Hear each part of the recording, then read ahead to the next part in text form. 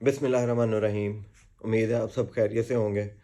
और जैसा कि आप कल से देख ही रहे होंगे कि जिस तरीके से दोबारा से पुलिस का क्रैकडाउन स्टार्ट हो चुका है, पाकिस्तान तहरीक इंसाफ के जो रहनुमा हैं या वर्कर हैं जो कागजात नामजदगी जमा करवाना चाह रहे हैं, जो जमा करवा रहे हैं अपने कागजात, और उनके ख़िलाफ़ जो है दोबारा से क्रैकडाउन स्टार्ट हो गया है। दोबारा से नई लिस्टें जो हैं वो मंजर आम पर आ गई हैं गिरफ़्तारी के लिए।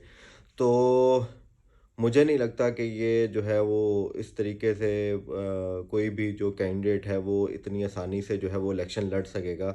जैसा कि आज सुबह बैरिस्टर उमैर न्याज़ी अपने वालिद के हमरा वो कागज़ात जो है नामज़दगी जो है वो आरओ ऑफ़िस गए हैं लेने, और जब वो वहाँ से बाहर निकले तो उनके वालिद का ये कहना है कि हम जब वहाँ से बाहर निकले तो डीएसपी असगर गुज्जर या सॉरी कैसर गुज्जर जो कोई डीएसपी था उस वो आया, वो बाहर नफरी के साथ खड़ा था। उसने आते साथ ही इनसे जो है वो कागज़ छीने हैं और जाके आरओ ऑफिस जाके बैठ गया, चला गया वहाँ पे। और जब ये उसके बाद वो वहाँ से शायद निकल गया या क्या हुआ, जब ये अपनी शिकायत लेके वहाँ गए हैं आरओ के पास, तो उसने कहा जी कि मेरी तो ज़िम्मेदारी थी बस आपको जो है वो कागज़ात देना, और आगे हम कुछ नहीं कर सकते। तो इसी चीज़ की बिना पर ही जो है वो पाकिस्तान तहरीक-ए-इंसाफ ने ये पिटीशन दायर की थी कि जनाब ये जो डिप्टी कमिश्नर्स हैं, ये जो असिस्टेंट कमिश्नर्स हैं, ये हमें कन्वेंशन नहीं करने दे रहे, एक छोटा-सा जलसा नहीं करने दे रहे, एक रैली नहीं करने दे रहे, एक कॉर्नर मीटिंग नहीं छोटी-सी करने दे रहे। तो ये इलेक्शन में अपना किरदार क्या ये वाज़िया करेंगे? ये कैसे साफ शफ़ाफ इलेक्शन करवा सकते हैं? तो वो आप लोगों के सामने है कि किस तरीके से जो है वो आरओ ने वहाँ पे जी बड़ी ही लातल्की का ऐलान कर दिया कि जी मैं क्या कर सकता हूँ। जनाब ये आपका फ़र्ज़ है, आपने जो जिस ड्यूटी पर आपको बिठाया गया है ये आपका फ़र्ज़ है कि आप इसको साफ़ शफ़ाफ़ तरीके से करें। अगर कोई हकूमती नुमाइंदा ही आके आपके सामने मज़म्मत के साथ वो उसको मज़ामत करके वो उससे कागज़ात छीनता है या कुछ करता है, तो वो आपकी ज़िम्मेदारी है कि आप तहफ़्फ़ुज़ दें। ये क्या बात हुई, आप कहें जी हमारा काम था कागज़ देना, हमने दे दिए, आगे वो बंदे के सामने वो जो भी उसके साथ हो या जिस तरह भी हो, ये कोई मतलब हम कहाँ पे, किस जगह पे, किस स्टेट पे रह रहे हैं जैसे जहाँ पे इस तरीके से जो है वो मामलात हो रहे हैं।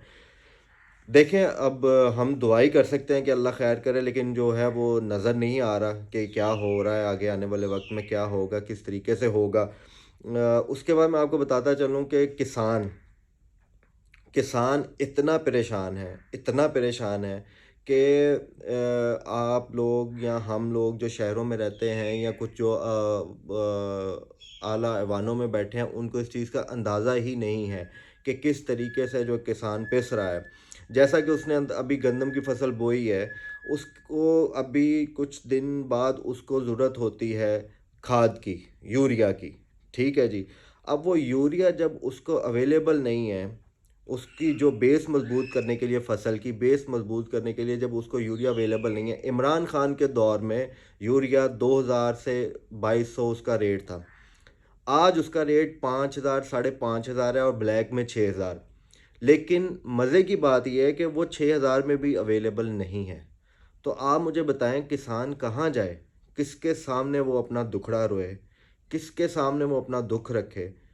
कौन है उनकी सुनने वाला? कोई है जो इस बात पर ध्यान दे? और जब कल को उनकी जो फसल जो है वो जब काटने का टाइम आएगा, तब ये आपको जितने भी हमारे गवर्नमेंट के आला अफसरान हैं, इनकी गाड़ियाँ आपको गाँव में किसानों के डेरों पे उधर नज़र आएँगी घूमती हुई, क्योंकि इन्होंने फसल उठानी होती है। और जब फसल उठाने की बारी है तब ये डंडा दे के उनसे जो है वो फसल लेते हैं, लेकिन जब फैसिलिटेट करने का मामला आता है तब ये उनको फैसिलिटेट नहीं करते। और मैं आपको ये बताऊं, अभी जो यूरिया नहीं मिल रही, ये उनको जिस तरीके से वो किसान ज़लील हो रहा है, और ये उनकी जो फसल है उसमें फिर से 40 से 50% तक कमी आएगी।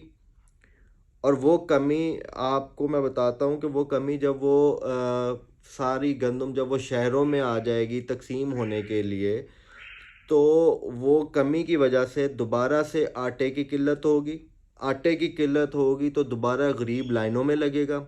जब दोबारा गरीब लाइनों में लगेगा तो दोबारा गरीब की माएँ, बच्चे जो हैं वो लाइनों में, जो तसादुम आपने पिछली दफ़ा देखा, किस तरह लाइनों में लगे हुए थे गरीब, और वो किस तरह वहाँ पे हलाकतें हो रही थी, ज़ख्मी हो रहे थे, औरतों की इज़्ज़तों के साथ किस-किस तरह के मज़ाक हो रहे थे, और गरीब इन सब चीज़ों को छोड़ें, गरीब ज़लील हो रहा था। एक आम सफ़ेद पोश आदमी ज़लील हो रहा था। तो अगर ये अभी से ही वो इक़दाम करें, उनको वक़्त पे यूरिया जो है वो मुहैया करें, उनको वक़्त पे चीज़ें जो है मुहैया करें, तो ये यहाँ तक नौबत ही ना आए। ये तब भाग-दौड़ करेंगे, तब ये ट्रकों के ट्रक जो है वो लगाने की कोशिश करेंगे, तब ये लेकिन गरीब जो है वो लाइनों में लग जाएगा।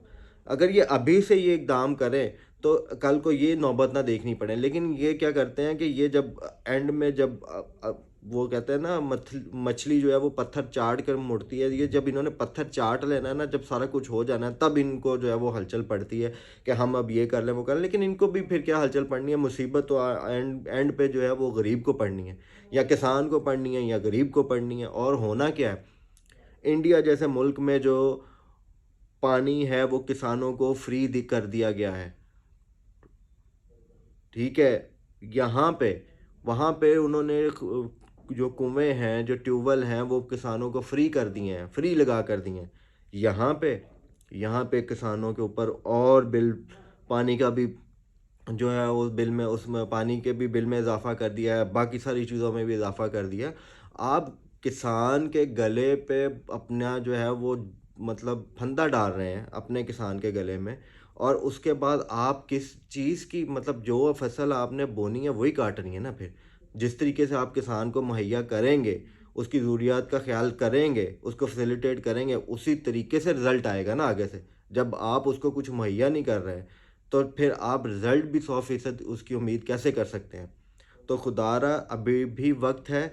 अब मैं आपको बता रहा हूँ कि जो वो गंदम की फसल बोने के बाद जो 28 दिन का टाइम होता है, जिसमें जो है वो यूरिया उस फसल को चाहिए होती है, और वो 28 दिन से भी 3 दिन आज ऊपर गुज़र चुके हैं, लेकिन अभी तक किसान मारा-मारा फिर रहा है।